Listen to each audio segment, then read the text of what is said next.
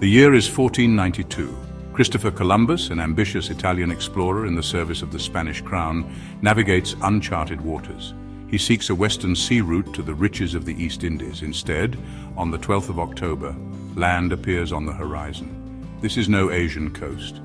It is an island, one of many, in a sea of islands, a whole new world. Columbus names it San Salvador. He has stumbled upon the Caribbean. Columbus, ever the explorer, presses onward. He encounters the island he christens Hispaniola. Today it is divided between the nations of Haiti and the Dominican Republic. For Columbus, Hispaniola represents a land of immense promise.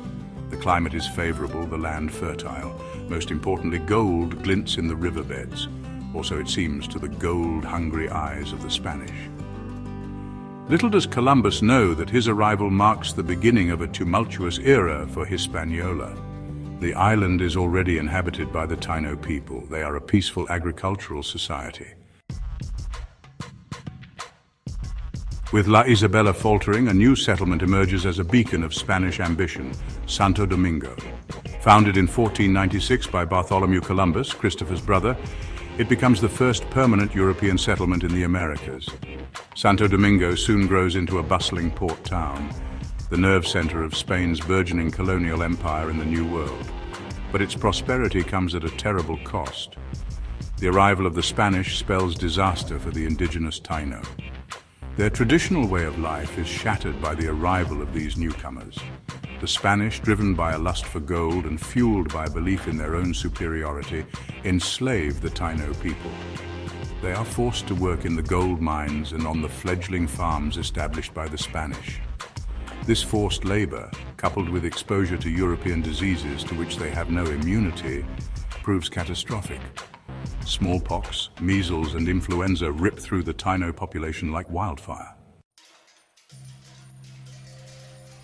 The early decades of the 16th century see Hispaniola transformed into the heart of Spain's New World empire. From its bustling port, Santo Domingo, ships laden with gold, pearls, and other treasures set sail for Spain. The island becomes a magnet for adventurers, soldiers, and fortune seekers, all eager to grab their share of the riches. The Spanish crown, eager to solidify its control over this newly acquired territory, establishes a system of governance. The encomienda system is introduced, granting Spanish colonists the right to extract labor from the indigenous population in exchange for their protection and instruction in the Christian faith. In reality, the encomienda system becomes a brutal form of serfdom. Indigenous peoples are subjected to harsh treatment and exploitation. Hispaniola's importance extends beyond its economic output. It serves as a strategic outpost, a launching pad for further Spanish exploration and conquest.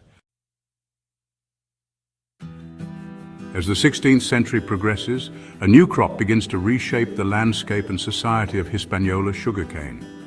The introduction of sugar, coupled with the invention of new sugar refining techniques, sparks an economic revolution.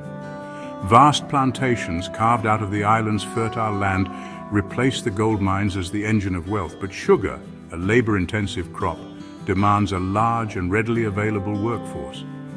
The decimated indigenous population is no longer able to meet these demands. The transatlantic slave trade, already a trickle, becomes a flood. Shiploads of enslaved Africans, torn from their homes and families, arrive on the shores of Hispaniola. They are forced into a life of brutal toil on the sugar plantations. The island is transformed into a vast sugar-producing machine. Mills, powered by water or the backs of enslaved people, dot the landscape. As Hispaniola enters the 17th century, new challenges emerge. European rivalries spill over into the Caribbean. English, French, and Dutch privateers, operating with the tacit approval of their governments, prey on Spanish ships laden with treasure. These sea dogs disrupt trade routes, plunder Spanish settlements, and cast a long shadow over Hispaniola's golden age.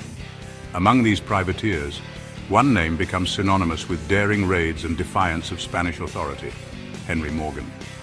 A Welshman by birth, Morgan becomes a thorn in the side of the Spanish, his exploits becoming the stuff of legend. His audacious raid on Panama City in 1671, a brazen assault on one of Spain's richest outposts, cements his reputation as a scourge of the Spanish Main. The rise of piracy, coupled with Spain's growing preoccupation with its vast empire in the Americas, leads to a gradual decline in Hispaniola's fortunes. The island, once the jewel in Spain's colonial crown, becomes increasingly peripheral. The western portion of the island, sparsely populated and neglected by the Spanish, becomes a haven for buccaneers and runaway slaves. For more captivating stories, like and subscribe to emgotvhistory Warfare.